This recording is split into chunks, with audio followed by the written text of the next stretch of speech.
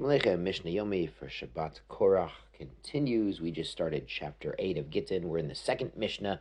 Yesterday we learned the amazing concept that when the Torah says Natzan biyoda, the husband has to give the get into her hand. Yoda is actually a very large yod because it can include her property or even her purse when she's situated on his property. Now let's see more about that in Mishnah Beit. Amar Law, the husband said to her, Kinsi shtar chov ze, could you please hold on to this shtar chov, this loan document? Or she finds it behind his back. Now either he's got it tucked into his waistband at the back and he turns around and kind of shows her there's a document there, or he says, hey honey, guess what's behind my back? And she doesn't know what it is. But Kura, she reads it, Hareze Gita, and guess what? It's a get. She didn't know it was a get at the time of the actual giving. Eino get, the Mishnah concludes, it's not a get. Acha Yomar La Ha Gitech. He has to say, this is your get. So in any situation where he's throwing it or giving it or guess what's behind my back, that doesn't work unless she knows she's receiving a get at the time of receipt. The Mishnah adds an amazing case. Natan biyoda, he gives it into her hand, v'hi yeshena, when she's sleeping. Ne'ura, she wakes up, she sees there's a paper in her hand. Kora, she reads it. Hare hu gita, guess what? It's her get. Eino get, that's not a valid get. Ad sheyomer lo ha gitich. He has to tell her at the time of giving, this is actually your get. Now the Mishnah brings an important case. Haita omedet b'shut rabim. What if they're standing in the public thoroughfare? Now yesterday we said if it's in her property, then she can receive it. Her property is an extension of her yad, and his property has to get mamish into her yad or her purse or her basket. What about in a public place? Neither of them own it. Zarkula, now he throws the get to her, and he says it's your get. She knows what's coming.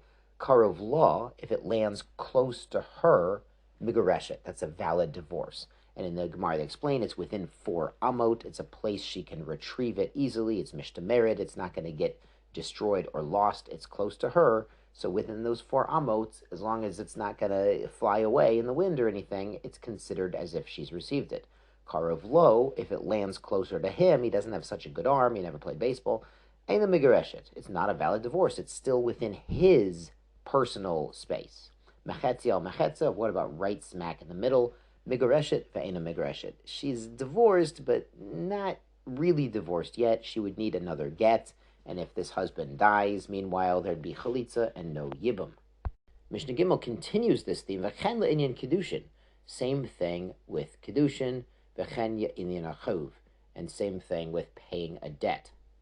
Now by kedushin, the man's throwing her the wedding ring or throwing her something of value or the shtar, the document of kedushin. And, if it lands close to her, where she can retrieve it, no one else is going to run up and grab it. It's within her personal space, basically, that would work. I think the Mishnah explains the case of Chov. Amrlo bal chovo. The lender told him, Zrokli chovi, throw me the money. Now maybe they're standing on opposite sides of a big mud puddle, opposite sides of the street or something. And he says, just throw me the money. Now, importantly, the Gemara says, throw me the money like a man can throw his wife a get. If he actually says, throw me the money and you're off the hook, then he's mamish off the hook no matter where the money lands. But here he said, throw it like a husband can throw a get. Zarkolo, so the debtor throws the money. Karuv l'malvi, it lands closer to the lender. Zocha halove, the loan is paid. Karuv l'love, closer to the borrower. Halove chayev, he still has to get him the money somehow. And mamish get him the money. Mechetzia chamechetzia, right about in the middle. Shnehem yachloku, they actually split it. Now, obviously, if the lender went over there and picked it up, they don't have to split it. He's paid the debt. We're talking about a case where something then happened to the money was burnt up, or something unexpected happened and it was lost and unavailable to the lender to retrieve. Now the Mishnah goes back to the case of Gittin and sort of back to the first Mishnah in this chapter. Haita omedet al rosh hagag. She's standing on the roof, a roof of her property. Now, whatever her property is, the husband has some property rights during marriage, but she has title, nechse malug. Zarkullah, he throws the get to her. Kevan shegiel avir hagag, once it reaches the airspace of the roof.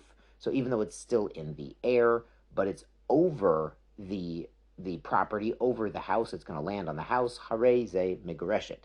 It's a valid kinyan of airspace.